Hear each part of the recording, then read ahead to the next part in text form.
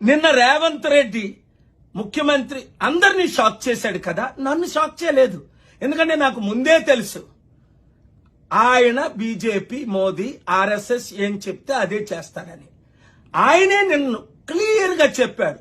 కిషన్ రెడ్డి ఉంటుండగా, గవర్నర్ దత్తాత్రేయ గారు ఉంటుండగా మీటింగ్ లో, అయ్యా మేమంతా ఒకటే, నేను బీజేపీలోనే చదువుకున్నాను, తెలుగుదేశం పార్టీలో కాలేజ్ చేశాను, అరే గతి లేక నాకు ఉద్యోగం ఇచ్చాడు గనక రాహుల్ గాంధీ ఉద్యోగం చేస్తున్నాను, ఎప్పుడైనా బయటకు వచ్చేయడం ఖాయం, మీతోనే ఉండడం ఖాయం. అందరూ షాక్ అవుతున్నారు. ఎందుకని తెలుసా? ఆయన మాట ఢిల్లీలో ఎవరు వినడం లేదు. రాహుల్ గాంధీ, సోనియా గాంధీతో అపాయింట్మెంట్ దొరకడం లేదు. కోర్టు కేసులు ఎక్కువైపోయి ఆయన మా మంత్రులకి, వీళ్ళందరికీ మంత్రుల పదవులు ఇవ్వమంటే కాంగ్రెస్ లో మంత్రులు పదవులు ఇవ్వలేదు. అందుకని ఈయన సిద్ధపడిపోతున్నాడు. ఎందుకు?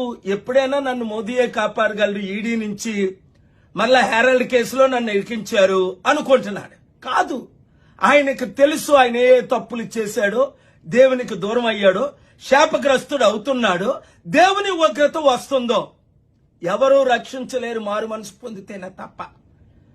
మోదీ గారు వచ్చినప్పుడు మా పెద్దన్న అన్నప్పుడే నేను మాట్లాడాను కదా.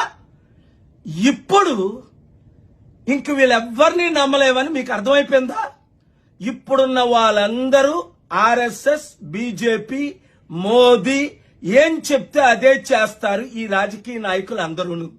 కనుక మార్పు రావాలి, ఆ మార్పు మనమే తేవాలి. మీరు నేను కలిసి పనిచేయాలి. ఈ వీడియో అందరికీ బ్రేకింగ్ న్యూస్ పెట్టి షేర్ చేయండి.